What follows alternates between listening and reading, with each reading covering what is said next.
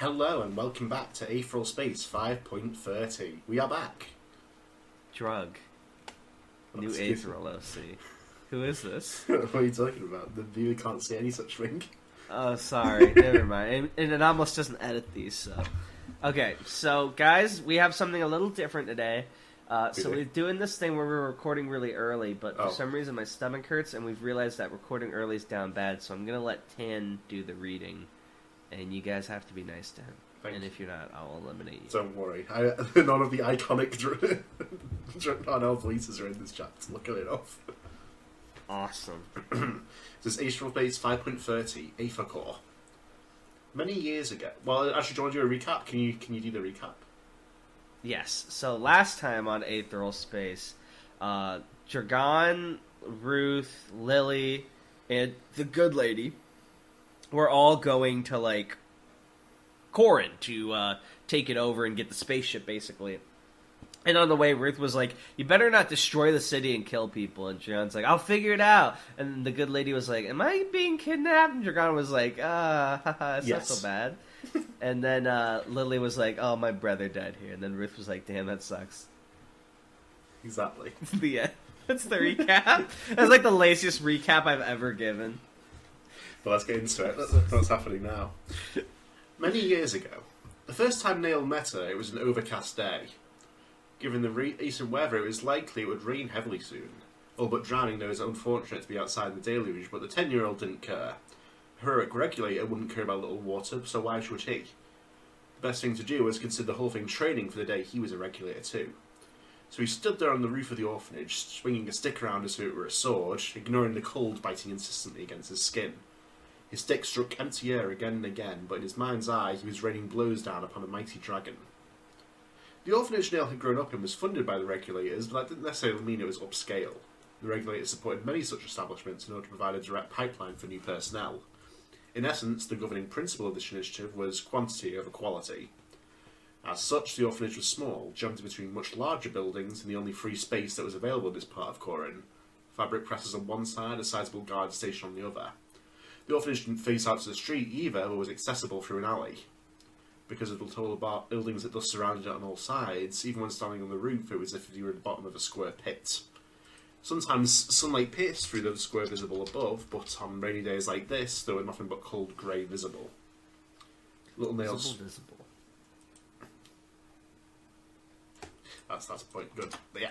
Little Nail swung his stick again, beheading the invisible dragon before him, and slid the sword that did not exist into the sheath that did not exist. Don't you mean the invisible dragon? No, I'm kidding.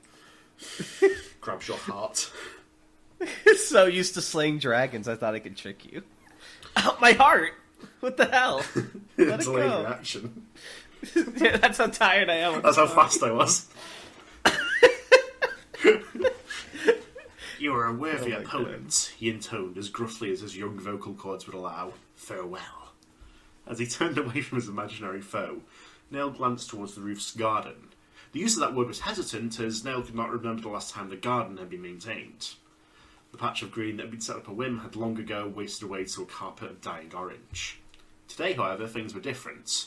The young girl around his age, with pale green hair and eyes, was nourishing the surviving plants with a watering can clutched between her hands, her clumsy grip causing just as much water to splash back on her dirty dress as reached the water. Not the water, the plants. The soil? Yeah. Nice. For a moment, Neil was beset with embarrassment. Had she seen him dancing around like an idiot? No, she was clearly too engrossed in her task. Her brow was knitted in utter concentration as she rained water down upon the plants. I love how even in Aetheral Space, even the 10-year-olds have, like, precise observation skills. It's like, no, I can tell by the lines on her face. He's built different. He was almost certain she wouldn't have even noticed if it had started raining. She was the new girl, Neil realised. He hadn't interacted with her before, but he'd heard the other children talking about her. Apparently she'd been found by traders wandering on the outskirts of the forest. From the colour of her hair and eyes, it's clear that she was from the forest folk, so it was easy to conclude that she'd been cast out for some reason or another. It's hard to say why the forest folk did what they did. Something impelled her to speak. What are you doing? A stupid question, really. It was obvious that she was watering the plants. The girl glanced towards her, back over her shoulder. The concentration on her face eased somewhat, leaving her a blank expression as she blinked at him. No words left her lips. Neil frowned. I'm talking to you, he grumbled. It's rude not to answer. That's fucked up, Neil. For a moment, she simply... Yeah, Neil, you're not entitled to anything. Come on now. For a moment, she simply continued to stare at him, cocking her head slightly. Then she pointed towards her throat. Lightly, she shook her head. He furrowed his brow. What? The girl sighed silently, then reached down into the dirt, picking up a chunk of flat, broken glass that had ended up there long ago. She breathed heavily on it once, twice, misting it up, and then traced her finger over it to form words. The glass squeaked as she wrote. Bad throat were the first two words. She then erased those and wrote further in their place. Can't talk. Oh, Neil muttered, hot shame rising to his cheeks. He'd been inconsiderate. Sorry, I didn't know. Okay. Her reply came in four clean strokes. It's just me DMing you. Neil straightened up slightly, looking away as he did his best to regain the dignity his insensitivity has cost him. He only looked back when his attention was caught by more squeaking from the glass. He glanced back down. Greener read the glass. Sorry, he mumbled. I don't know what that means. Squeak, squeak. It took 2 iterations for the girl to complete her sentence on a small piece of glass. That's my name. Oh, he nodded. Greener. Okay. What's yours? Present day. Oh, I want them to get along again. Tanhony, let him join the Grinhy. He can do it. Nail. Do it. Make. He mumbled, Oh. and the sound of his own voice jerked him awake. Wait, is he a Pokemon? He's asleep. He's flashing back. Oh. But why would he murmur his own Because he name? was in the dream, he was asked a question, and he answered it. Oh, I'm stupid and that was cute. Instinctively, he went to reach for Shabashoro, but his hands were tightly bound, fingers restrained so that even they could not move. He could summon his guardian entity to be sure, but in his current condition there wasn't much he could do with it once it happened. Summoning it would accomplish nothing but drawing attention. He and a few other prisoners had been packed into a wheeled cage, which was now being driven down a back road by a group of Grinhy escorts. Dark forests surround them on all sides, and more than once Neil had spied the hungry eyes of wild beasts through the tree line. The destination was Corrin. Neil had heard some of the guards talking. Seeing that the disaster had struck the Regulator army had emboldened their adversaries. This moment of weakness may never come again, after all. They sought to seize control of the capital before the state could reconsolidate its forces. A fine strategy. Neil adjusted his posture as he sat morosely in his cage. It was obvious at this point that he had been betrayed, but what haunted him was that he did not know when he had been betrayed. Recently, or so long ago. He knew that Greener was among his captors, but she hadn't shown her face to offer any enlightenment. He vaguely wondered if he'd ever see that face again. I don't know what happened to that sentence, but that should have been finished. Memories rose to his mind of Greener's youthful smile. Surely deception couldn't have been behind those eyes all the way back then. Surely. A mirthless chuckle rose to his lips, and the head of one of his guards snapped in his direction, eyes wide in alarm. What's so funny, Regulator? The man snapped, his voice youthful. There was an undeniable panic in his tone. Amusing. Even with all his precautions, they still feared his retaliation. How could they not? He was considered to be the strongest Regulator, after all. One only had to look at his accomplishments for proof, at the sea of fire and soot they had just been carted away from. The second guard, keeping watch from a tree branch, reprimanded the first one. Pay him no mind, he's done. Still, the laughter didn't stop, like dry, rhythmic coughing forcing its way up Neil's throat. His body shook with each laugh, and the shells binding his legs jangled in tandem. It was quite the noisy affair.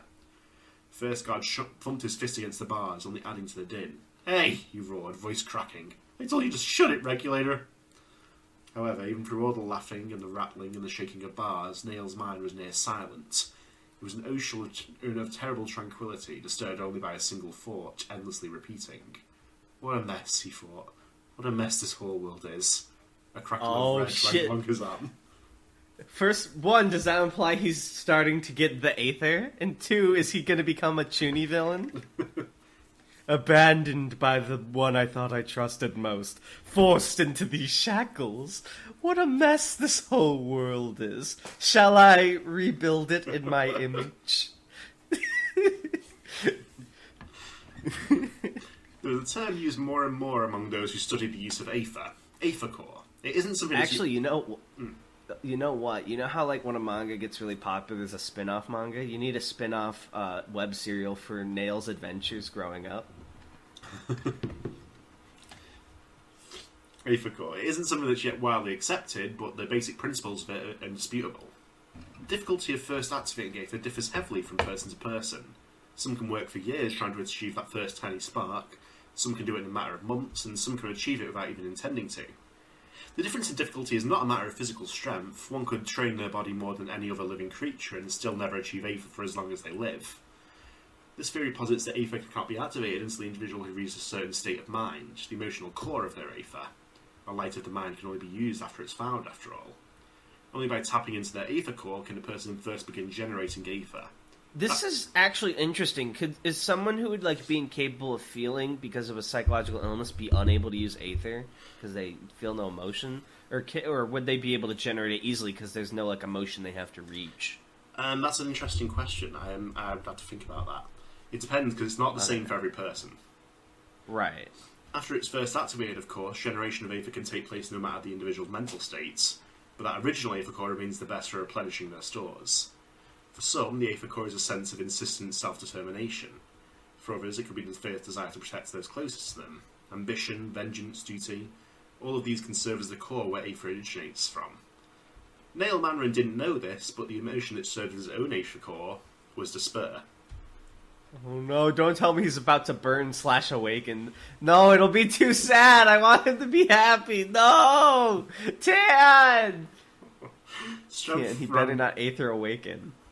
Strength ran through Nail like fire filling his bones. The laughter that had been coming from his throat had long ago died down to hacking coughs, no less animated, but his eyes were dull and dead like stagnant pools. They were eyes of purposeless duty. As a human being, he'd failed, so the only remaining recourse for him was to serve as a weapon for the state. That was what his body had been trained for. It could accomplish at least that. As he felt the war film spread through him, Nail's body too began to change. The veins of his body turned a vivid, almost glowing red, a spider web of cracks running along his entire form. He could hear his body creaking as the red spread, the veins coating his body and the tendrils that surrounded his form. Right now, like this, he felt as if he could do anything. There was a cry of alarm from the young guard, but too late. In an instant of effort, Nail broke free of the bindings covering his arms and legs. The rope around his hands disintegrated into fibre, and the chain snapping in a shower of sparks. The second his hand was free, Shamachura appeared in a flash of red god's blood. He knew immediately how best to use it. Shamachura had 3 flexible, prehensile strings which could be used for gripping or whipping. 2 of them lashed out, wrapping themselves around the necks of the nearest 2 guards and squeezing until they cracked, throats compressed to the width of pencils. Guys, I don't think he's going to join the rebels. At the same time, the third string gripped free one of the cage bars and hurled it at a third soldier, who was struck with such force it was impaled upon a nearby tree by his midsection. There were shouts from the rest of the caravan. It didn't matter. With 6 precise strikes... I gotta say, though, if just reaching a certain emotion unlocks Aether, I'm surprised no one else in this planet has unlocked it before. Well, Nail is also someone who's also sort of using it to use his guardian entity. That's fair, that makes sense, okay. With 6 precise ikes from the strings, targeting the weakest parts of the cage's structure, it was destroyed, and Nail stepped free onto wet grass. An arrow came flying at him from one of the remaining guards, which Shamachura slapped out the air with ease, and, with the same string, struck the shooter with such force that his face was torn free from his skull. Oh, jeez. 2 strings continuously shredded through the grass and dirt beneath him, creating a green and brown smoke screen, while a third sliced through it, cutting it into any grinny unfortunate tough to be within range. A head sliced off here, a torso opened up there. Nail simply watched, eyes cold, as Shamachura did its grim work. He was reasonably confident there had been 16 guards escorting his caravan. So far he'd ended 6 of them, leaving 10. None of them had fitted proportions or a silhouette. Nail wasn't sure whether he was glad of that or not. The strings weaved death. 1, they sliced away a jaw. 2, they plucked out a stomach. 3, they shredded through a windpipe. 4, they ripped out a spine. 5, they smashed open a skull. 6, they punctured a lung. 7, they cut apart a groin. 8, they pried open ribs. 9, they eviscerated a body. When all was said and done, all that remained were himself, the corpses, and her. He looked at her with empty eyes. Her own eyes were wide in shock, flicking round to look at the wreckage of the fight. Greener. By sheer circumstance, she'd been the furthest one from him when he'd broken free. Perhaps she'd been unwilling to look him in the eye. It didn't really matter. It was time to conclude things. She reached for a crossbow, but Shamachura was faster. In less time than it took to blink, all 3 strings were upon her. The trifecta ready to tear her to shreds the second they received the command.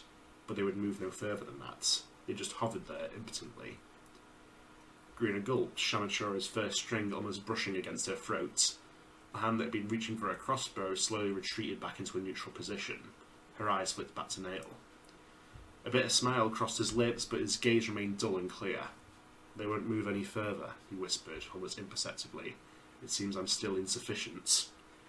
And then, without another word, the strings retreated, shredding the ground beneath Nail to such an extent that the resultant smokescreen allowed him to exit with ease. Within the span of a few seconds, his presence had completely disappeared. Green could only stand there and gape at empty space. She had been unable to kill him, and he had been unable to kill her. Oh! Give them a happy ending! That was fine, though, Nail reflected as he rushed through the forest, spurred on by his new strength. He'd been unable to conclude things, but it didn't matter. There were other things for him to do. His body was a weapon. He'd use it appropriately. So, if you discover your Aether core is despair, do you have to feel despair every time you use Aether? Is that just, like, the memory you have to tap? That's the activation emotion. It's the best one to sort of charge up your Aether, but once you've unlocked it... But you don't need to, like, be in despair every time you want to use it. It's only the first time, and for the best results, sort of recharging. Okay. Prester Garth. That man had led them into the situation, led them into hellfire, and run away when the situation suited him. Just like Greener, he'd repaid trust with annihilation. Greener was all he had, so he'd been unable to kill her, but Garth was under no such protection. He'd conclude things and remove the insufficient leader. See, if you had just come to that conclusion instead of killing, like, all the forest folk, that would have been so good. He was the strongest He was the strongest regulator, after all. That was his role in all of this. I feel so bad for him. Being Nail is fucking suffering. It really is, dude. He walks a lonely road, the only one that he has ever known. Now I'm curious, what were all the main cast's Aether cores, unless that's a spoiler for later? Two of them are mentioned in that little bit about them. Really? Where? Maybe you can spot them. In this chapter? Yeah, in this chapter they're mentioned. Really? Yeah. Okay, I did not notice that at all, and I was paying pretty close attention, I thought. What am I missing? Is it like a where? Where is it? When it's talking about what Aether core is. This is a term. Okay, some can work for years trying to achieve that first tiny spark. I know that was Dragon, but the emotional core. Okay. So I see insistent self-determination. I see ambition, vengeance, duty. Okay. So I assume that's for our cast then? All of those? The first two it mentions are specific ones. The other three are just general ones. So that would be self-determination and to protect those closest to them. Yeah. So protect those closest to them is absolutely Ruth, I think? Yeah. No. And what was insistent self-determination? Well, Dragon has a thing that he says all the time, which is pretty much that. Really? Huh. Yes. I never would have guessed that. I thought Dragon was like the give up guy. I guess that's not fair since he's always the one that like pushes the plan through and figures it out. But I don't know why that was my opinion. But determination and self-determination are different things. Yeah, that's true. But yeah, that was 5.30. Damn, that was good. I love the new Aether lore. Yeah. Man, poor fucking Nail, though. Imagine it's like you can only activate your special ability if you are so fucking sad you want to die. Then you can get it and then hurt the people you care about. Smile. What would your Aether core... Oh, that's a great comment question. Guys, what would your Aether core be? Smile. Yeah. And he also has an Aether tick as well. Like, we haven't seen one of those in a while. Like how... what is his Aether tick? The spiderweb cracks? Yeah, his veins turn visibly red throughout his entire body. I will say I'm so relieved to hear that because I thought you were implying he was accidentally like overwhelming himself in Aether awakening. Yeah, no. So is that like an intentional choice to Aether burn or awaken, or can it happen on accident? It's something you have to consciously do. Okay, good. Because that would have been super sad. I thought he was going to awaken and Green was going to put him down. If you're Aether burning, you know you're doing it. You have to consciously keep doing it. Damn. Would one describe it as putting your hand on a stove and your natural reaction would be to move it? Okay. Dope. But You yeah, knew where I was going with that before I finished. See, that's Exactly, the energy of I was 2 p.m. draining Tanhony. your energy. He's on a whole other level, guys. I've already absorbed your ether, and with it, your thoughts. Alright, well, as you guys know, just in case, there won't be anything but Aetheral Space this week. Don't abandon our channel. We'll be back with everything next week. Please, God, don't. This was just a tough weekend. Yeah, but we'll get everything figured out. I'll do a reading of the Wasp Room instead of the podcast. Is that the no sleep Reddit thing? Yeah, it makes me laugh. The Wasp Room.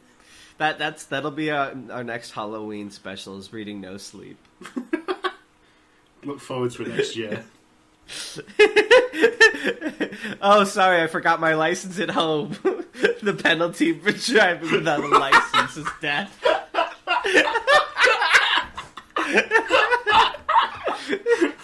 Corin be like. I'm sorry, I forgot my guardian entity. The penalty for regulating without a guardian entity is death. Oh, that's so funny. That's my favorite No Sleep. See, that's the thing about horror that I love, is, like, I love horror as a trope, but when horror's done bad, it's still funny. I know. Like, so you're always having a good time, I feel like. But yeah, that's the end of the episode, I feel. Yes. It's run its course. Thank you. Bye.